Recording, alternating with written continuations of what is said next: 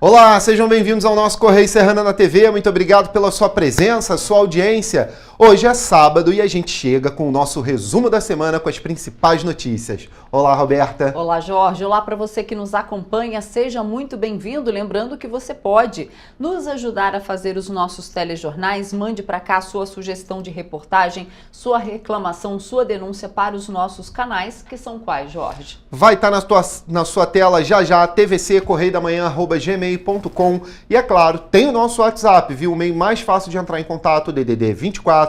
O telefone é o 99323-1675. Como é que tá aí a sua cidade, né? Rua, tá esburacada? Problema com falta de água, tem muito? Manda mensagem. Como é que tá a coleta de lixo? Aqui em Petrópolis não tá boa ainda. E a gente falou bastante essa semana, o Ministério Público deu 72 horas aí para a Prefeitura regularizar os serviços. E aí na sua cidade, como é que tá? Funcionando? Não tá? Pra gente. Manda pra gente, viu? Vamos então às notícias deste sábado, dia 14 de dezembro. Cláudio Castro sanciona a lei que altera efetivo do Corpo de Bombeiros do Rio. Câncer de pele gera 4,6 milhões em custos hospitalares em quase 2 anos. PEC da Segurança aproveita a experiência da Polícia Federal sobre ação de criminosos. Vereadores de Petrópolis aprovam programa de apoio a famílias de pessoas com transtorno do espectro autista. Ministério Público do Rio ajuiza ação para que Petrópolis regularize com urgência a coleta de lixo no município. Guilherme Moraes é anunciado por Ingo Rames como secretário de Defesa Civil de Petrópolis a partir do ano que vem. E mais, 14ª Mostra Audiovisual de Petrópolis é realizada no Sesc Quitandinha. Agora no Correio Serrano na TV.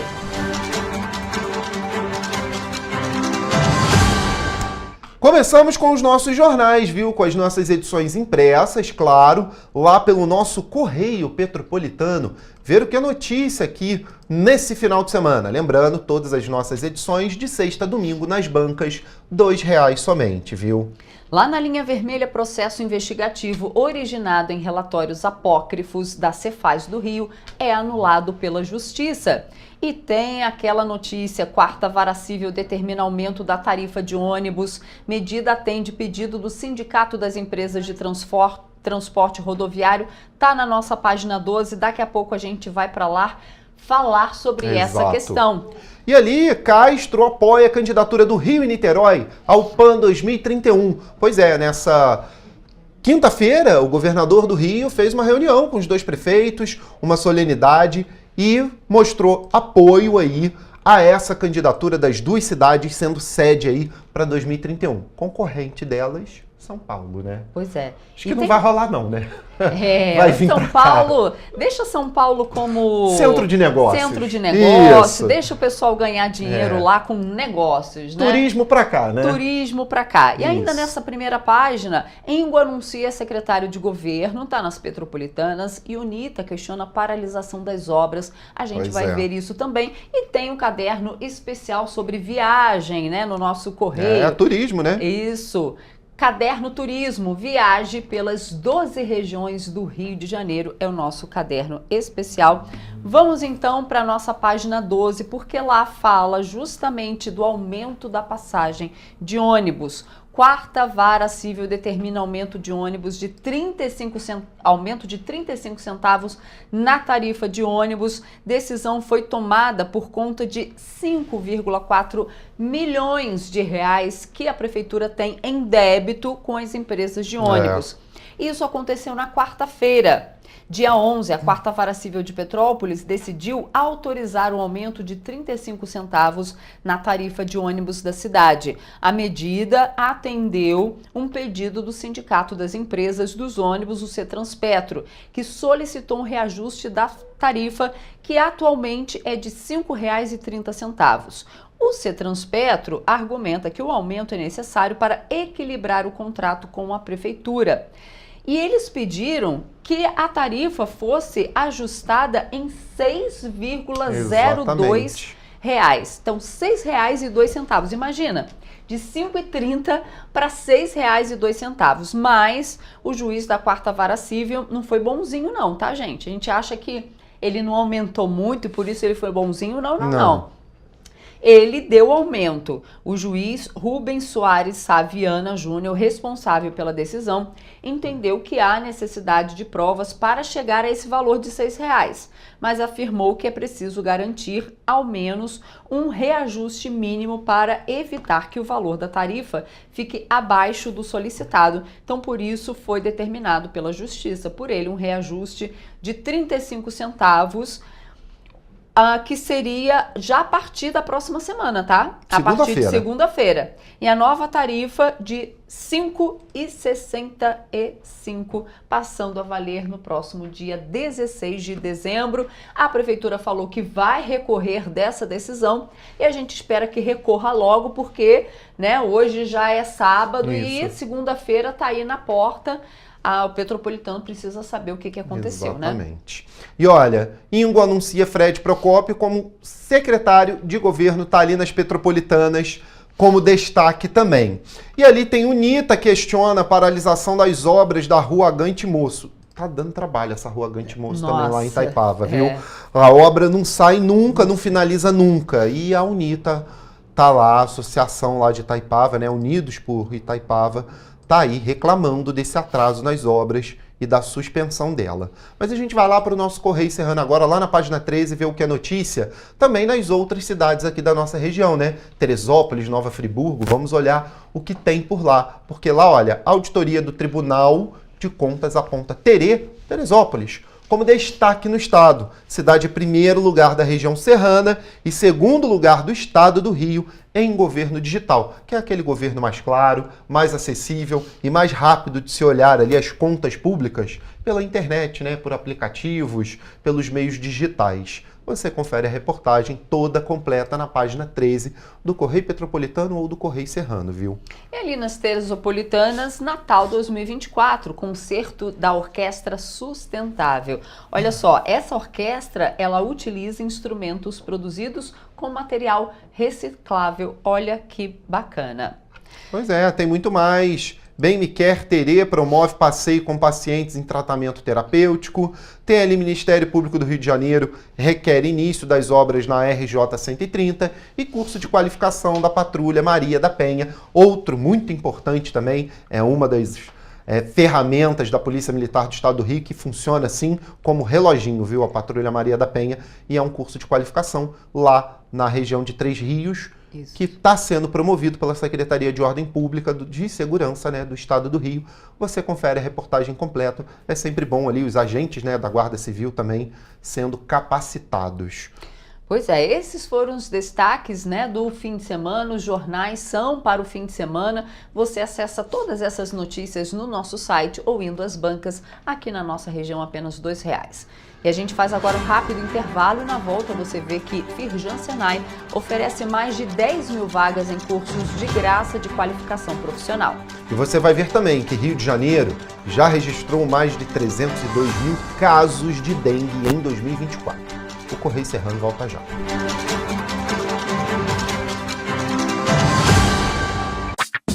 Enquanto você pensa que poderia ganhar igual aos homens, a Alerj faz. As leis que você precisa, a Alerj faz. Baixe o aplicativo da Alerj e conheça seus direitos. Para ter mais qualidade de vida, conte com a maior rede de academias de Petrópolis. Aqui na Corper, com uma mensalidade, você utiliza todas as unidades: Centro, Bingen, Itamaraty e Itaipava. com planos a partir de R$ 95,00. A academia oferece ambientes modernos para você cuidar da sua saúde com segurança. Os espaços contam com dezenas de aparelhos de musculação, diversos equipamentos para aeróbico e funcional, além, é claro, de profissionais qualificados e uma extensa grade de aulas coletivas, que inclui dança, bike, jump, wolf fit, step fit, entre outras. Nossas estruturas são equipadas com salas de musculação e aulas coletivas, salas de avaliação física e nutricional, vestiários e estacionamentos amplos. Venha nos fazer uma visita e surpreenda-se! Rio de Janeiro, atração o ano inteiro. Tem descanso, tem folia, noite e dia, alegria, sol e praia, diversão. No prato ou copo, a festa, o bar, museu ou bloco. Show, cultura, história, gravado na memória e no seu coração. Rio de Janeiro, vem se apaixonar. Rio de Janeiro, vem se apaixonar. Cidades maravilhas, campo, mata, serra e trilha, em estado de emoção. Tem o Rio de Janeiro, que você já ama, e o Rio que ainda vai conquistar você. Apaixone-se pelo Rio. Rio de Janeiro, vem se apaixonar. Rio de Janeiro, vem se apaixonar. Governo do Estado do Rio de Janeiro. Um bom jornal tem que ser direto, tem que ser direito. Não ser de esquerda ou de direita, mas direito. É ter coragem de informar a verdade e não impor a sua verdade. É respeitar a inteligência do leitor e vontade do eleitor. Correio da Manhã, um jornal que há 123 anos tem a coragem de ser direto e direito. Em uma banca perto de você.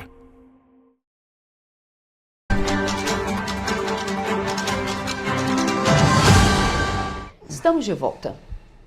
E durante este mês é realizada a campanha Dezembro Vermelho, que tem o objetivo de conscientizar a população sobre o HIV. O Ministério da Saúde estima que 1 milhão de brasileiros vivem com vírus no país. A campanha segue até o fim deste mês. De acordo com a Federação Brasileira das Associações de Ginecologia e Obstetrícia, a Febrasgo, a transmissão do HIV e de outras doenças sexualmente transmissíveis pode ocorrer de mãe para filho durante a gestação, no parto ou até mesmo durante a amamentação, e que, por isso, realizar o pré-natal é fundamental. Durante o pré-natal, repitam isso em alguns momentos no pré-natal, a gente faz na primeira consulta, a gente repete isso pelo menos no final da gestação e no momento do parto, então tem momentos para tentar o diagnóstico do HIV, e a gestante diagnosticada, ela imediatamente inicia tratamento antirretroviral se ela já não tiver um diagnóstico anterior, já esteja em tratamento, né?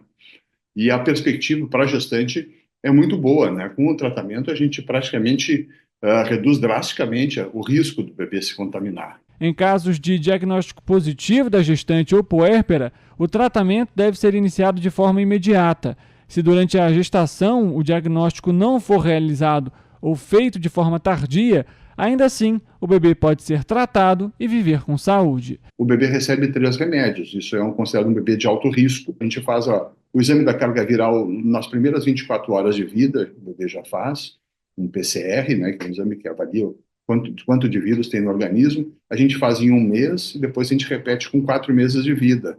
Tá? E o bebê não pode receber leite materno, ele recebe só o leite artificial. Se tudo isso for muito bem feitinho, bem controlado, a gente vai ter bebês que vão ser... A maioria desses bebês, muitos deles são Vitórias, são Vitórias. Eles fazem contato com o vírus e a medicação protege. O especialista explica que gestantes que seguem o pré-natal especializado e realizam os exames necessários têm grandes chances de ter uma gestação segura. A carga viral é monitorada especialmente entre as semanas 34 e 35 para definir a melhor abordagem para o parto. Se a gente não usar nenhuma medicação na gravidez, a transmissão acontece mais ou menos em torno de 20% a 30% das pacientes. É muito alto ainda, né? Claro que existem fatores que protegem o bebê, 70% de proteção, mas 30% se infectam dos bebês se a gente não fizer absolutamente nada. Então, a gente tem o que fazer, tem medicamento para iniciar.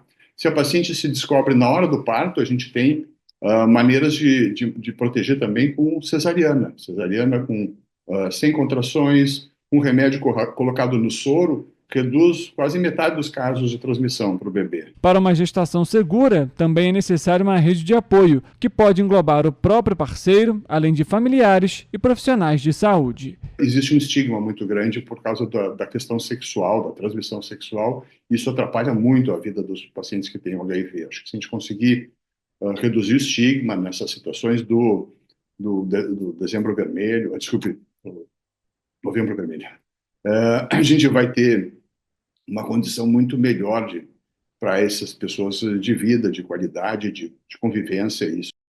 E olha, entre janeiro de 2023 e outubro deste ano, o custo das internações no Brasil por melanoma, considerado aí o tipo de câncer de pele mais agressivo, chegou a 4,6 milhões de reais. A pesquisa revela que a faixa etária predominante nesses casos foi de pacientes com idade entre 60 e 69 anos, com 26,30%, seguida pelo grupo de 70 a 79 anos, com 25,14%. Já a distribuição por gênero ficou equilibrada, com 50,61% para mulheres e 49,39% de homens. O levantamento faz ainda uma análise de complexidade assistencial das altas. Os números mostram que 89% delas ocorreram no primeiro nível de severidade, indicando baixa complexidade clínica. Apenas 6,9%, 1,42% e 1,66% foram classificados nos níveis 2, 3 e 4, respectivamente, faixas que demandam maior cuidado e recursos. Além disso, 37,68% dos pacientes foram atendidos por um período de até 12 horas e 14,62% por um período entre 12 e 24 horas. De acordo com o estudo, os dados reforçam a importância de triagem eficazes para direcionar casos menos graves à atenção primária ou ambulatórios especializados, otimizando recursos hospitalares para pacientes de alta complexidade. Segundo o Ministério da Saúde, no Sistema Único de Saúde, o SUS, foram registrados 28.354 atendimentos relacionados ao câncer de pele do tipo melanoma entre janeiro de 2023 e julho de 2024. As retiradas da poupança em novembro superaram as aplicações em 2,9 bilhões de reais, informou o Banco Central. No mês de novembro, os brasileiros aplicaram na poupança 340 bilhões de reais e sacaram 343 bilhões. Ainda de acordo com o Banco Central, o rendimento no período foi de 5,6 bilhões de reais e o saldo da caderneta ficou em 1,02 trilhão de reais. Em novembro do ano passado, a poupança registrou saída líquida de 3,3 bilhões de reais. Os recursos aplicados na caderneta em crédito imobiliário registraram depósitos de 294 bilhões de reais e saques de 295,5 bilhões, enquanto os valores aplicados no crédito rural atingiram 46,3 bilhões e as retiradas ficaram em 47,8. Em relação à captação líquida, o relatório mostra que os valores do SBPE ficaram em 1,3 bilhão, enquanto os recursos aplicados no crédito rural tiveram captação líquida de 1,5 bilhão de reais. Olha, até o fim de outubro, os brasileiros não tinham sacado quase 9 bilhões de reais em recursos esquecidos no sistema financeiro, segundo a atualização mais recente. O sistema de valores a receber devolveu 8 bilhões, de um total aí de 17 bilhões de reais postos à disposição pelas instituições financeiras. Em 16 de outubro, os recursos esquecidos foram transferidos para o Tesouro Nacional e aguardam a publicação de um edital com as novas regras para o saque. Caso o dinheiro não seja requerido nos próximos 25 anos, será incorporado definitivamente ao patrimônio da União. As estatísticas do sistema de valores a receber são divulgadas com 2 meses de defasagem. Apesar da transferência ao Tesouro, as estatísticas continuarão a ser atualizadas. Os dados de novembro, primeiro mês após o repasse do dinheiro, só serão apresentados em 7 de janeiro. Em relação ao número de beneficiários, até o fim de outubro, mais de 29 milhões de correntistas haviam resgatado valores. Apesar da marca ser aproximada dos 27 milhões, isso representa apenas 37,3% do total de mais de 72 milhões de correntistas incluídos na listagem desde o início do programa, em fevereiro de 2022. Entre os que retiravam os valores, até o fim de outubro, 24 milhões são pessoas físicas e 2 milhões pessoas jurídicas. Entre os que ainda não fizeram resgate, 41 milhões são pessoas físicas e 3 milhões pessoas jurídicas. A maior parte das pessoas e empresas que não fizeram o saque tem direito a pequenas quantias. Os valores a receber de até R$ 10 concentram 63%. Os valores entre R$ 10,01 e R$ 100 correspondem a 24% dos correntistas. As quantias entre R$ 100,01 e R$ 1.000 representam 10% dos clientes. Só 1% tem direito a receber mais de R$ 1.000. Depois de ficar fora do ar por quase um ano, o SVR foi reaberto em março de 2023, com novas fontes de recursos, um novo sistema de agendamento e a possibilidade de resgate de valores de pessoas falecidas. Em outubro foram retirados R$ 401 milhões, alta em relação ao mês anterior, quando tinham sido resgatados 396 milhões. O aumento ocorreu após a aprovação da lei que estabeleceu a transferência dos valores esquecidos para o Tesouro Nacional para compensar a prorrogação da desoneração da folha de pagamento até 2027. Os cerca de 8,7 bilhões de reais comporão os 55 bilhões que entrarão no caixa do governo para custear a extensão do benefício. Em 2022, o Brasil tinha 7,9 milhões de empresas ativas, conforme registrou o Cadastro Central de Empresas. Desse total, 32,9% eram empregadoras e tinham 40,5 milhões de pessoas ocupadas em seus quadros.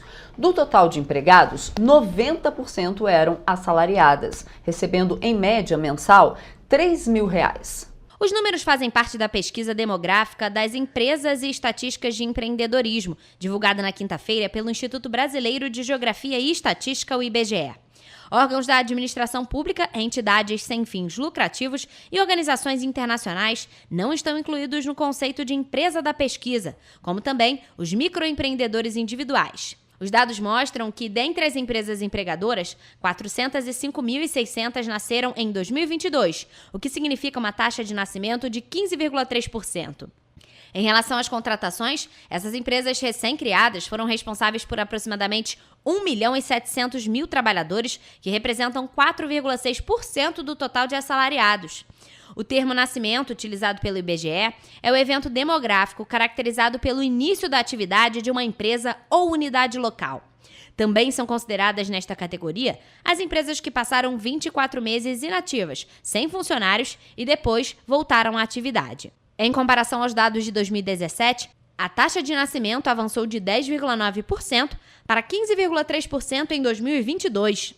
Em paralelo, a participação do pessoal assalariado subiu de 3,3% para 4,6% em igual período. Em um recorte por sexo do trabalhador, a pesquisa constatou que as mulheres eram a menor parte dos vínculos das empresas, nas empresas sobreviventes, ou seja, as que nasceram em 2017. Na observação do nível de escolaridade, os dados mostram que a maioria não tinha nível superior. Poucos profissionais têm conhecimento tão apurado do modo de agir das organizações criminosas como os policiais federais. Segundo o diretor-geral da Polícia Federal, Andrei Rodrigues, toda a expertise usada para a produção de provas materiais que serem de base para condenações ou absoluções pelo judiciário é matéria-prima, para elaboração propostas legítimas, mais eficientes e atualizadas pelo Executivo. O caso da proposta de emenda à Constituição da Segurança Pública, por exemplo, que já foi encaminhada pelo Ministério Público da Justiça à Casa Civil para ajustes finais antes de ser enviada ao Legislativo Nacional. O texto tem sido debatido com os governadores a fim de evitar maiores problemas durante a tramitação no Congresso Nacional. Entre as mudanças previstas para a Polícia Federal está a de apurar infrações penais contra a ordem política e social ou em detrimento de bens, serviços e interesses da União, inclusive em matas, florestas, áreas de preservação ou em unidades de conservação, bem como em entidades autárquicas e empresas públicas. No encontro com os jornalistas, Andrei Rodrigues apresentou um balanço das ações implementadas entre janeiro e outubro de 2024 pela Polícia Federal. No período, foram instaurados 40,6 mil inquéritos. O tempo médio para a conclusão dos inquéritos ficou em 479 dias. No ano anterior, foram instaurados 38,4 mil e o tempo médio para a conclusão estava em 665 dias. Entre janeiro e outubro, a Polícia Federal fez 32.365 indiciamentos, participou de 2.108 operações, cumpriu 1.740 mandatos de prisão e contabilizou 8.365 prisões em flagrante. Além disso, apreendeu 60,8 toneladas de cocaína e 403,2 toneladas de maconha. A Firjan Senai está com inscrições abertas para mais de 10 mil vagas de graça em cursos de qualificação profissional em todo o estado do Rio. Só na região metropolitana do Rio já são quase 6 mil vagas. São 80 cursos em 432 turmas em diferentes formatos, presencial, semipresencial e EAD.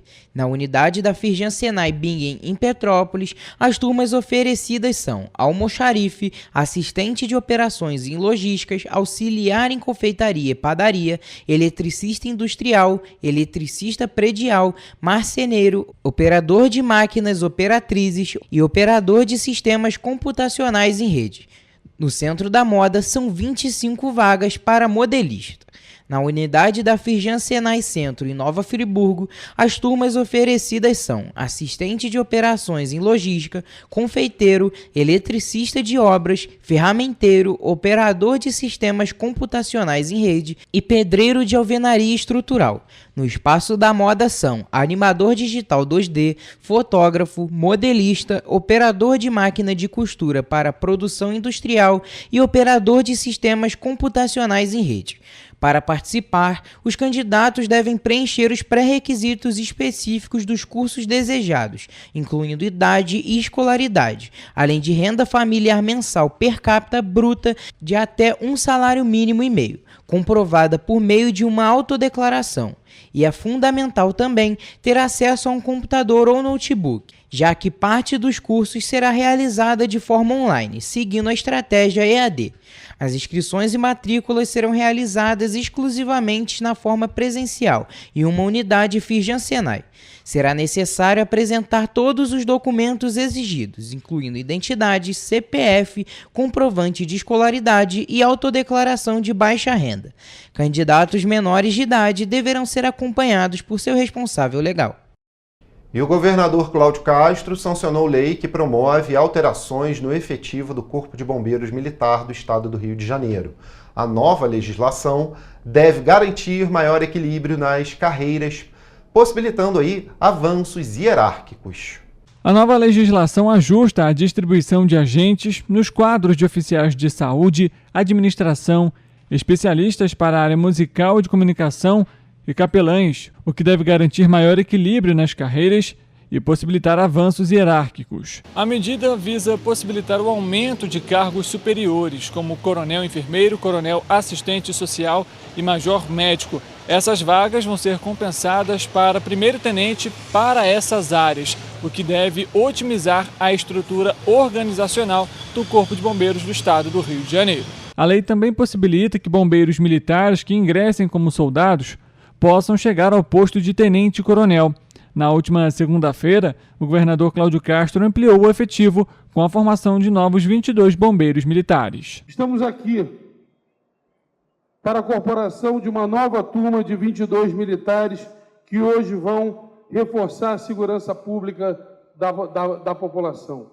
Vocês hoje se formam, são aspirantes a oficiais do Corpo de Bombeiros Militar do Estado do Rio de Janeiro. Nas últimas semanas, a região sudeste vem registrando aumento nos casos de dengue. Já foram mais de 154 mil casos só no estado do Espírito Santo durante todo o ano de 2024. No Rio de Janeiro, foram mais de 302 casos no ano. Dados do painel de monitoramento de arboviroses mostram que, em 2024, no estado do Rio, foram contabilizados mais de 302 mil casos prováveis da doença e 229 óbitos confirmados. Além deles, 8 outras mortes estão em investigação. Mas apesar do número de casos quase 2 vezes maior, o coeficiente de incidência é de aproximadamente 1.900 casos a cada 100 mil habitantes. As informações foram divulgadas na segunda-feira, 2 de novembro, pelo Ministério da Saúde. Neste ano, em Petrópolis, foram contabilizados 7.721 casos da doença dengue. O coeficiente de incidência no município é de 2.278 casos a cada 100 mil habitantes. Neste ano, em 2024, foram confirmados 20 óbitos pela doença. Recentemente, o Ministério se reuniu com gestores estaduais e especialistas em vigilância e assistência de diversos estados para discutir a situação epidemiológica de arboviroses e ações de prevenção. Segundo a pasta, o encontro, organizado pela Secretaria de Vigilância em Saúde e Ambiente, teve como objetivo alinhar estratégias de controle de arboviroses no Brasil. E você vai ver depois do intervalo que Defesa de Joa tem recurso negado na Justiça e ele não poderá permanecer como prefeito de Três Rios em 2025. E você vai ver também que Secretaria de Fazenda de Teresópolis alerta para golpes aplicados por e-mail referentes ao alvará. Voltamos já. Um bom jornal tem que ser direto, tem que ser direito. Não ser de esquerda ou de direita, mas direito. É ter coragem de informar a verdade e não impor a sua verdade. É respeitar a inteligência do leitor e vontade do eleitor.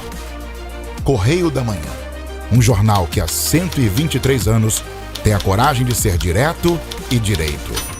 Em uma banca perto de você.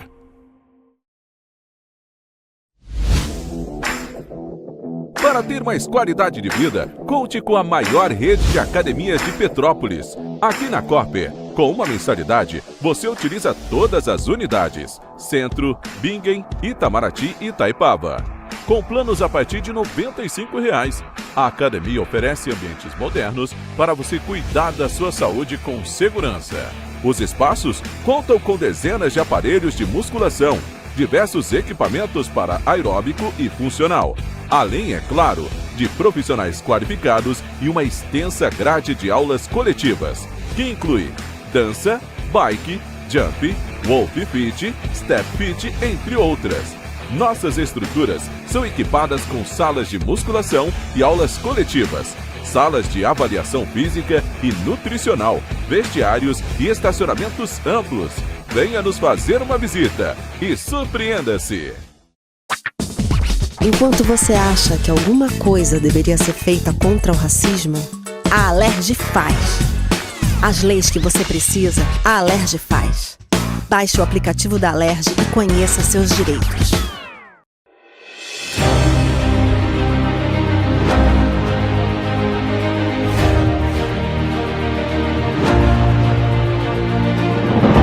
Não é jornalismo de direita, é jornalismo direito. Correio Petropolitano. Tudo que seu jornal não deveria ter deixado de ser. Todos os dias, em uma banca perto de você.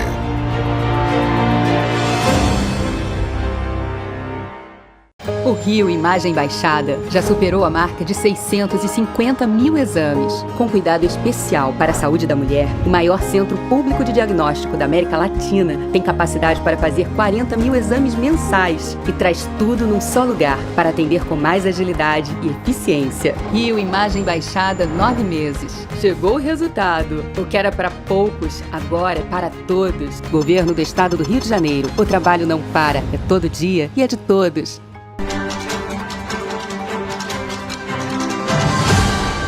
Estamos de volta e olha, a falta de coleta de lixo regular pode resultar aí em problemas ambientais, desde a proliferação de animais peçonhentos até a contaminação do solo. E com o período de chuvas, os problemas podem ser ainda maiores. O Ministério Público Estadual estabeleceu o prazo de 48 horas para que o município resolva o problema do lixo em Petrópolis. O acúmulo é grande. As imagens da caçamba da localidade Madame Machado, em Petrópolis, mostram que a falta da coleta de lixo ainda é um problema no município e que se agrava com o período de chuva. Não só em razão da possibilidade de contaminação e de proliferação de insetos, de ratos e etc., mas também agora com o período das chuvas, ontem mesmo choveu muito na cidade, esse lixo ele agrava o risco de escorregamento de terras, de transbordamento de rios, enfim, agrava o risco de desastres. Os impactos da falta de coleta estão atrelados também aos bueiros. Nesta terça-feira, na localidade do Itamaraty, um bolsão d'água se formou devido à falta de escoamento. O lixo também tem sido carregado pelas águas durante a chuva. Ainda nesta terça-feira, o MPRJ deu um prazo de 48 horas para que a Prefeitura e a Condep regularizem os pagamentos aos fornecedores e apresente no prazo máximo de 24 horas a relação de débitos com os fornecedores do serviço de coleta, transporte, tratamento e destinação final de resíduos sólidos. Isso ocorreu após o descumprimento do acordo que o município e a Condep tinham feito conosco, no sentido de realmente limpar a cidade. Isso não aconteceu. Todos sabem do acúmulo de lixo ainda, né? Principalmente nas comunidades. Nós temos recebido vídeos de moradores, por exemplo, Sargento Buening. Eu mesma constatei uma quantidade enorme de lixo no Pedras Brancas e na Mosela, e há um risco muito grande para as pessoas decorrente desse acúmulo. De acordo com a Associação Brasileira de Resíduos e Meio Ambiente, a ABREMA, apenas 58,5% dos resíduos sólidos urbanos gerados em 2023 foram encaminhados para destinação ambiental adequada no Brasil. O relatório, com os dados divulgados, chama a atenção para o não cumprimento da Política Nacional de Resíduos Sólidos, instituída em 2018 pela Lei 12.305, que estabelecia o ano de 2024 como prazo final para o encerramento definitivo dos lixões no país. E o ministro do Supremo Tribunal Federal, André Mendonça, negou o recurso da defesa do prefeito de Três Rios, Joacir Barbaglio, no processo que impugnou sua candidatura por improbidade administrativa. A decisão do ministro do Supremo Tribunal Federal, André Mendonça, foi proferida nesta segunda-feira, 9 de dezembro. Na decisão, o ministro do STF considera que Joacir Barbaglio agiu de forma deliberada e consciente, com a intenção de alcançar um resultado ilegal. E com isso, Joa não poderá continuar no cargo de prefeito a partir do dia 1º de janeiro de 2025. O Ministério Público Eleitoral se manifestou pelo indeferimento da candidatura de Joacir Barbaglio à Prefeitura de Três Rios em agosto deste ano. A ação teve como base diversas irregularidades e processos no Tribunal de Contas do Estado, o TCE, enquanto o Joacir era presidente da Câmara Municipal de Três Rios. De acordo com o TCE, as irregularidades incluem o pagamento de subsídios acima do limite legal e a contratação de uma empresa para realizar cursos de capacitação para vereadores, sem a devida justificativa e transparência.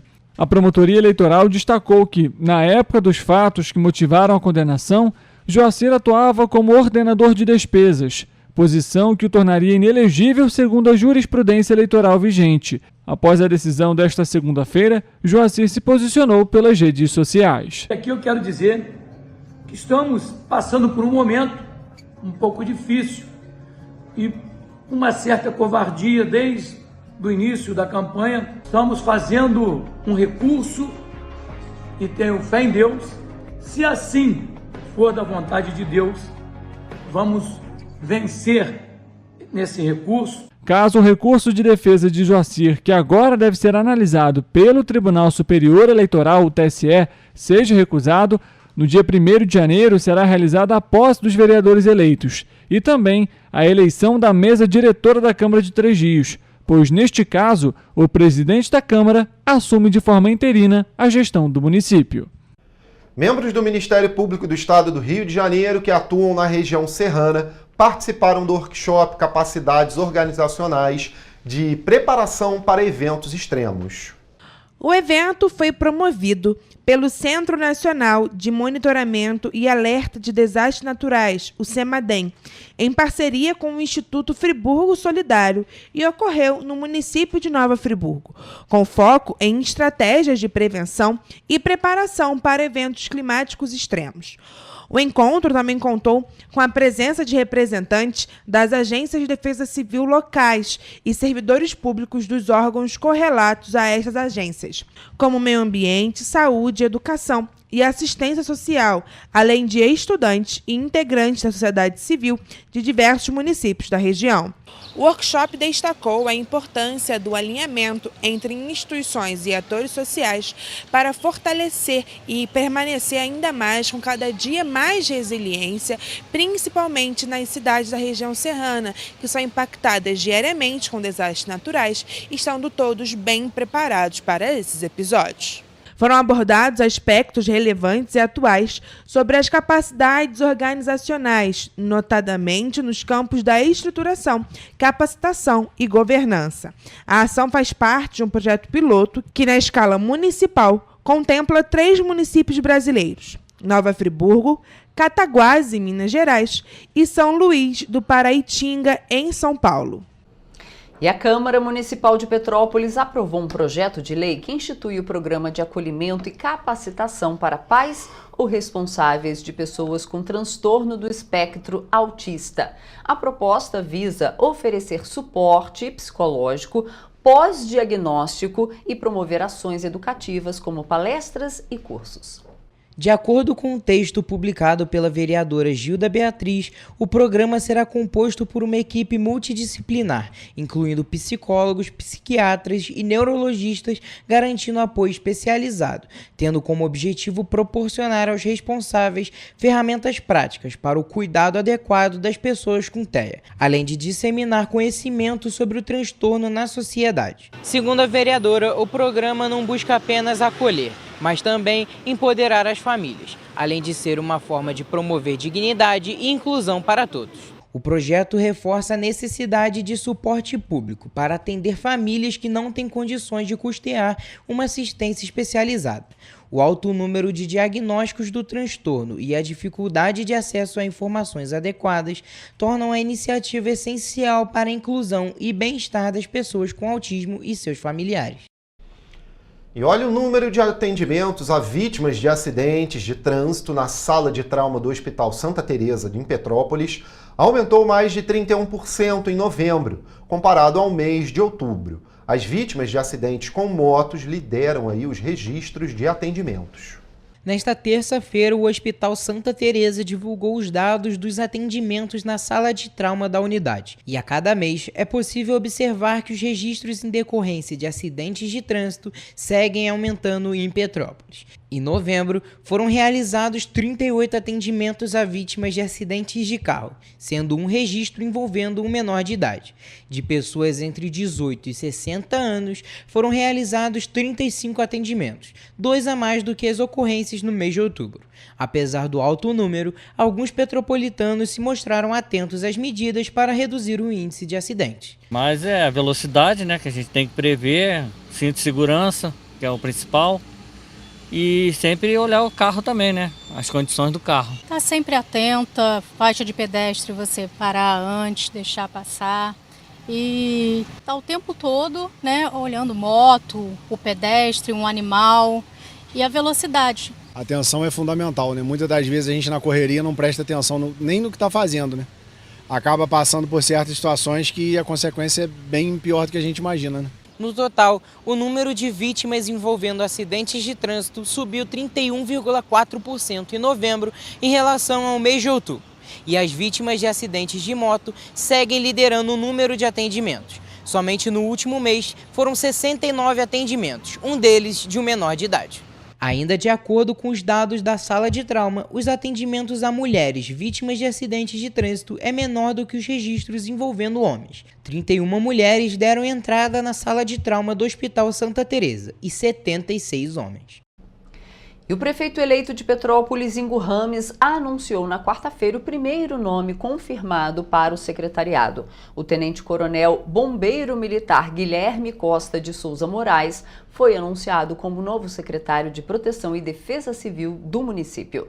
O tenente-coronel bombeiro militar Guilherme Costa de Souza Moraes assume o cargo trazendo uma ampla experiência em gestão de riscos e respostas a emergências e prevenção de desastres naturais, adquirida após mais de 20 anos de atuação no Corpo de Bombeiros do Estado do Rio de Janeiro. Estou aqui hoje para anunciar o nosso próximo secretário de Defesa Civil, tenente-coronel Guilherme. Coronel, muito obrigado aí pela confiança, vamos juntos fazer um ótimo trabalho pela segurança de Petrópolis. Prefeito, agradeço pela oportunidade, prometo honrar junto à população petropolitana e prometo muito empenho e muito trabalho, principalmente com as outras esferas do governo, com a Secretaria de Estado de Defesa Civil e o Corpo de Bombeiro Militar do Estado do Rio de Janeiro. Guilherme Moraes exerceu papéis relevantes como subdiretor do Centro Estadual de Monitoramento e Alerta de Desastres, do CEMADEM, da Secretaria de Estado de Defesa Civil, subcomandante administrativo e operacional do Grupo Operacional do Comando Geral e chefe do Estado-Maior do Comando de Bombeiro da área da região serrana. O tenente-coronel Guilherme Moraes se formou na Academia de Bombeiros Militar Dom Pedro II e construiu uma carreira solidificada em funções estratégicas. Ele já foi responsável por liderar agrupamentos em Três Rios e em Itaipava e várias séries de ocorrências importantes, incluindo a tragédia de 2011. Com essa nomeação, a Defesa Civil de Petrópolis reforça para os próximos anos a capacidade técnica, operacional e compromisso com a proteção e preparação da cidade frente aos desafios climáticos emergenciais, se consolidando como um dos pilares fundamentais na gestão de risco e desastre no município. E olha, o prefeito eleito também anunciou o vereador Fred Procópio como novo secretário de governo. Fred já possui experiência na gestão pública, com passagem no Legislativo e no Executivo Municipal. Fred Procópio já atuou como secretário de Meio Ambiente, com projetos de preservação e desenvolvimento sustentável, reforçando a importância das pautas de interesse público. O prefeito eleito, Ingo Rames, falou sobre a experiência e formação técnica de Fred. Estou aqui para apresentar mais uma novidade para vocês. Estou aqui com meu amigo, meu irmão, o vereador Fred Procópio. Fred, conta a novidade para a turma aí. Ingo fez o convite, eu aceitei. Vou assumir a Secretaria de Governo no futuro governo, começa agora dia 1º de janeiro. É um prazer enorme, um desafio grande, né? A gente sabe a situação que a cidade está passando e tudo que vem pela frente. Então é um prazer enorme estar do lado do Ingo lá, do lado de vocês que votaram nele, que acreditaram nele, para a gente tentar fazer uma Petrópolis melhor. Fred Procópio é formado em Direito pela Universidade Católica de Petrópolis e possui pós-graduação em Direito Urbanístico e Ambiental. Fred foi eleito vereador em 2020 e em 2021 assumiu a presidência interina da Câmara Municipal de Petrópolis. Esta foi a segunda nomeação confirmada para o próximo governo municipal. Na última quarta-feira, Guilherme Moraes foi anunciado por Ingo como secretário de Defesa Civil. A Secretaria de Fazenda da Prefeitura de Teresópolis divulgou um alerta para os empresários do município e aos cidadãos sobre uma tentativa de golpe aplicado através de e-mail falso com suposta denúncia de irregularidades no alvará de funcionamento. De acordo com o município, o e-mail falso solicita documentos pessoais e referentes às empresas, além da taxa de pagamento para regularizar uma suposta pendência. Os canais oficiais de comunicação da Prefeitura com os cidadãos são os e-mails oficiais das secretarias e setores, correspondências oficiais em papel timbrado, entregues no endereço do contribuinte, além de notícias publicadas no portal oficial, nas redes sociais da Prefeitura de Teresópolis e por meio da Inteligência Artificial de Teresópolis pelo WhatsApp, com o DDD 21 2742 8264. A Prefeitura de Teresópolis reiterou ainda que os dados dos contribuintes são totalmente salvaguardados e preservados, seguindo exclusivamente o que determina a Lei Geral de Proteção de Dados. E olha só, gente, a 14ª Mostra Audiovisual de Petrópolis foi realizada na última semana, lá no Sesc Quitandinha, não foi? Exatamente. Além de exibir curtas, produzidos pelos alunos do ensino médio do Colégio Estadual Dom Pedro II, o evento contou com palestras, oficinas e debates. Vamos conferir. A 14ª Mostra de Petrópolis tem parceria com o SESC e contou com diversos produtores da cidade imperial, alunos do ensino médio do Colégio Dom Pedro II e responsáveis. Jonatas é aluno do 3º ano do ensino médio e ele participou da produção e atuação do curta Retratos. A gente apresentou nossa Mostra Visual de Petrópolis, a 14ª Mostra Visual de Petrópolis. A gente apresenta os nossos filmes de mostra, nossos filmes de trabalho de conclusão de curso. E hoje eu apresentei o meu trabalho, o meu autoral, Retratos, onde eu protagonizei. Foi uma experiência maravilhosa estar aqui nesse evento, tipo, festivais, com profissionais da área, é sensacional. Estar aqui perto de pessoas que ajudam, de certa forma, a sociedade a mudar o mundo. A mostra é um dos principais festivais do cinema independente na região serrana do Rio. O evento é um espaço para debates, produção cultural e, principalmente, aprendizado. Já é a 14ª edição do evento e que marca também o momento do fechamento de um ciclo para os alunos e também o início para outros. Agora, profissionais da área estão lá comentando sobre os filmes que a gente participou, então acho que isso é muito significativo para mim, é muito emocionante para mim e eu sei que também é emocionante para os outros alunos. A programação contou com a palestra de Arthur Sherman, diretor de fotografia do aclamado filme Casa Branca. Rafael de Toledo mostrou a atuação da inteligência artificial no futuro do cinema. Além disso, a atriz petropolitana Karine Telles, envolvida em produções como Bacurau, Benzinho e Que Horas Ela Volta, também palestrou. E olha só, a gente vai terminando a nossa edição por aqui, mas segunda-feira, 7h30, estamos ao vivo aqui de novo, né? Com você, esperando para te passar muita informação, viu? Um ótimo fim de semana e até segunda. Tchau, gente. Tchau.